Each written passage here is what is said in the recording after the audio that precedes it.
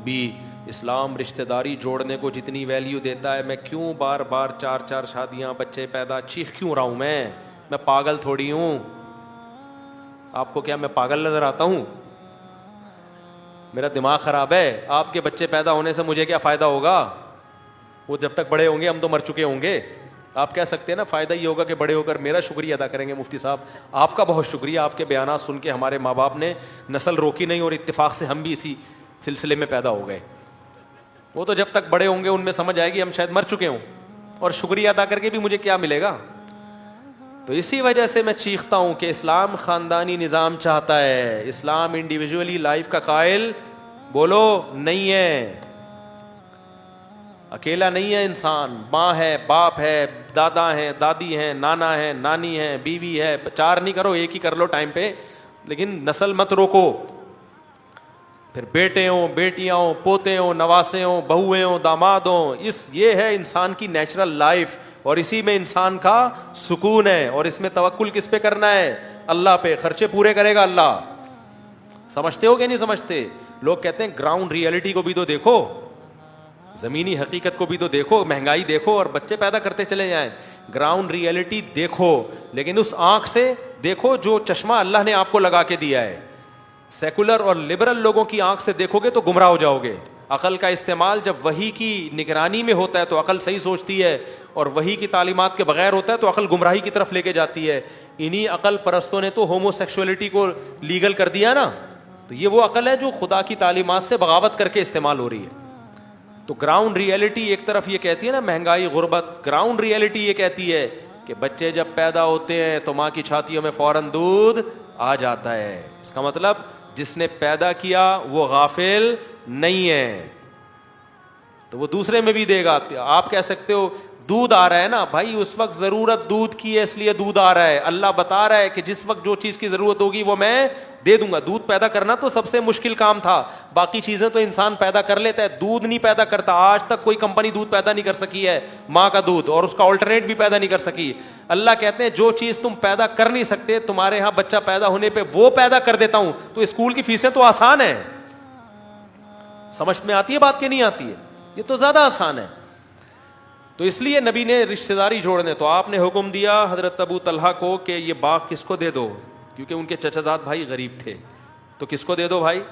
تو آج رمضان میں یہ عزم کرو کہ ہمارے قریب ترین رشتہ داروں میں جو غریب ہوگا ہم نے اس کے ساتھ تعاون کرنا ہے. جن کو اللہ نے دولت دی ہے نا وہ منتھلی باندھ دیں اماؤنٹ.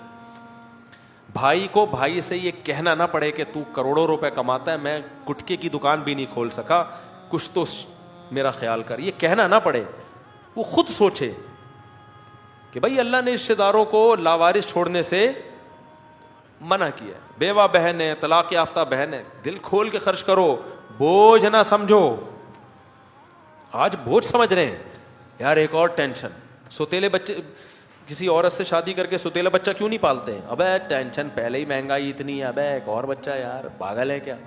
اور بھائی جتنا ہاتھ کھلا رکھو گے نا اللہ بھی کیا کرے گا؟ کھلا رکھے گا ہاتھ. لا تو کی فیوکا علیک, حدیث میں آتا ہے اے عائشہ روکنا مت ورنہ اللہ بھی کیا کرے گا؟ روک لے گا. تو دو, خرچ کرو یار. اللہ کو سخی پسند ہے. آج مسلمان بھی کنجوس ہو گیا ہے, کنجوس مکھی چوس. ایک آدمی چائے پی رہا تھا, مکھی گری تو مکھی کو چوس کے پھینک رہا ہے کہ اس پہ جو چائے لگی ہوئی ہے وہ ضائع. تو یہی حال کس کا ہو گیا ہے؟ مسلمان کا ہو گیا. یار ایسے نہیں بھیجا کہ کل لوگوں سے بھیک مانگنی پڑے, لیکن کچھ تو سخاوت کا مظاہرہ کرو یار. منتھلی باندھ دو کوئی اماؤنٹ اپنے ریلیٹو کا, اپنے رشتہ داروں کا, اس سے رشتہ داری بڑھتی ہے, محبت پیدا ہوتی ہے, اور وہ بھی اس کو بھی خیال. اور پھر رشتہ داروں پہ خرچ کر کے بھول جاؤ. آج مصیبت کیا ہے کہ جب رشتہ داروں سے اچھا سلوک کرتے ہیں تو یہ اچھا سلوک برے سلوک کا ذریعہ بن جاتا ہے. آپ رشتہ داروں سے اچھا سلوک کرو نا تو اس کی وجہ سے رشتہ داری جڑنے کے بجائے اور کیا ہوتی ہے؟ ٹوٹتی ہے. کیوں؟ آپ کہتے ہو میں نے تو اتنا خیال کیا, وہ تو پوچھتا ہی نہیں ہے, میں نے تو یہ کیا, وہ تو پوچھتا ہی نہیں ہے. اب بھائی تو نے کیا اللہ کے لیے, چھوڑ دے اس کو. یہ آپ اپنے لیے کر رہے ہو, آپ اس کے لیے نہیں کر رہے. تو اس لیے اپنے قریبی رشتوں پہ خرچ کرنا اسلام میں اس کی بہت زیادہ فضیلت ہو. دینی مدرسوں پہ بھی خرچ کرو, رشتہ داروں پہ بھی خرچ کرو, اور فلسطین میں جو کچھ ہو رہا ہے آپ کو پتہ ہے, جو ظلم ہو رہا ہے وہاں پہ, کوئی قابل اعتماد ٹرسٹ ہو. میں چونکہ پاک ایڈ ویلفیئر ٹرسٹ کو پرسنلی جانتا ہوں اس لیے میں ان کا نام لے لیتا ہوں, باقی جس ٹرسٹ پہ بھی آپ کو اعتماد ہو تو ان کے ذریعے وہاں بھی رقم پہنچاؤ رمضان میں, اور دنیا میں جہاں کہیں مظلوم ہے. ہمارے مال میں سب کے لیے حصہ ہونا چاہیے تاکہ ساری فضیلت ہمیں, ہر طرح کی صدقے کی فضیلت ہمیں حاصل ہو. اور اپنی جان پہ بھی خرچ کرو, اچھی خوراک کھایا کرو, کیونکہ اپنے اوپر خرچ کرنا بھی کیا ہے, صدقہ ہے. تو جب صحت اچھی ہوتی ہے انسان عبادت کرتا ہے, دوسروں پہ بوجھ نہیں بنتا. ہم آگے چلتے ہیں. اسی میں ایک اور آیت ہے, اللہ تعالیٰ نے, یہودی جو ہے نا بار بار یہ کہا کرتے تھے کہ دیکھو اسلام جب دنیا میں آیا ہے تو انہوں نے تو بہت سی چیزیں حلال کر دی ہیں, حالانکہ وہ حضرت یعقوب علیہ السلام کے مذہب میں حرام تھی. تو اللہ نے بتایا کہ بھائی یہودیوں پہ کچھ چیزیں ہم نے ان کے گناہوں کی وجہ سے حرام کی ہیں, گناہوں کی وجہ سے, وہ ناپاک چیزیں نہیں ہیں, تو وہ ان کو اسپیسیفک ان کے لیے سزا تھی.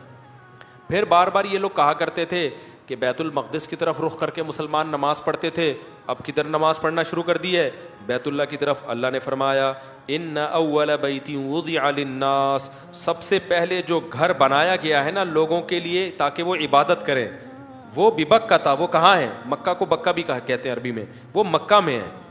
تو بیت اللہ سب سے پہلا گھر ہے جو اللہ نے بنایا. یہاں مجھے ایک بات یاد آئی, سعودی عرب میں ایک صاحب بتا رہے تھے, ہمارے ایک رشتہ دار اللہ سے دعا مانگ رہے تھے, اللہ مجھے کوئی گھر دلا دے, تو بھی بغیر گھر کے نہیں ہے.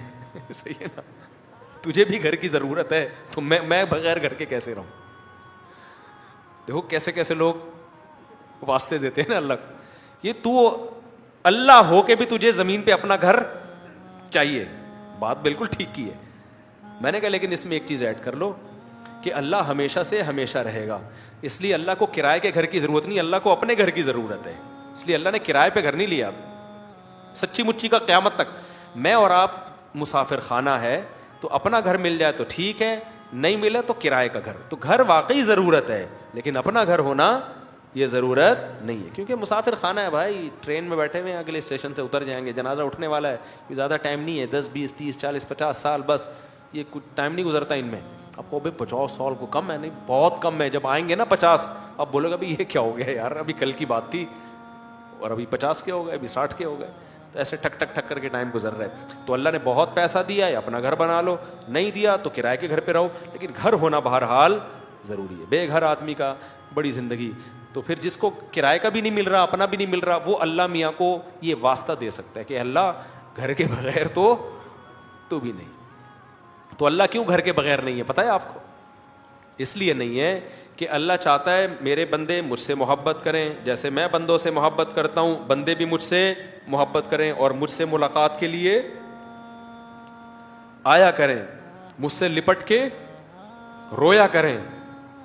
تو اب اللہ کے پاس تو ہم عرش پہ نہیں جا سکتے نا, یہ تو ناسا والوں سے رابطہ کرنا پڑے گا بھائی, کوئی ایسی خلائی شٹل بناؤ جو 7ویں آسمان پہ جائے.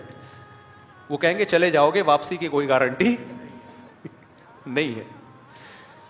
تو اللہ میاں نے کیا کیا بھائی, ہم جیسے اپنے ماں باپ کے گھر جاتے ہیں عید بقرعید پہ ان کی زیارت کے لیے, دادا دادی کے گھر جاتے ہیں, تو ہر ایک کے گھر ہی جاتے ہیں نا جب ملنا ہوتا ہے. کسی بڑے دن کے موقع پہ جب کسی سے ملنا ہوتا ہے تو ہم کہاں جاتے ہیں, روڈ پہ بلاتے ہیں اس کو.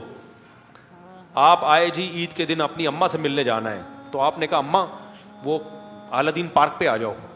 اماں بہے گی میری توہین ہے بھائی, میرے گھر آ بیٹا ملنے کے لیے, کیا خیال ہے, یہی کہے گی نا. گرل فرینڈ سے ملا جاتا ہے گٹر کے ڈھکنوں پہ اور ادھر ادھر, لیکن جہاں تعظیم کا عنصر ہوگا, کسی ریلیٹو سے عزت دار سے ملنے کے لیے جانا ہوگا, تو کہاں جاؤ گے, اس کے در پہ حاضری دو گے. تو اللہ تعالی نے, اللہ بھی یہ چاہتے تھے کہ میرے بندے مجھ سے ملیں, محبت کا اظہار کریں, اور بندے بھی جو جن کے دل میں اللہ کی محبت ہے وہ بھی چاہتے ہیں نا کہ ہم اللہ سے ملیں. تو اللہ نے کہا میں تو عرش پر ہوں, تو تم کہاں آ جاؤ, یہ میرا گھر ہے.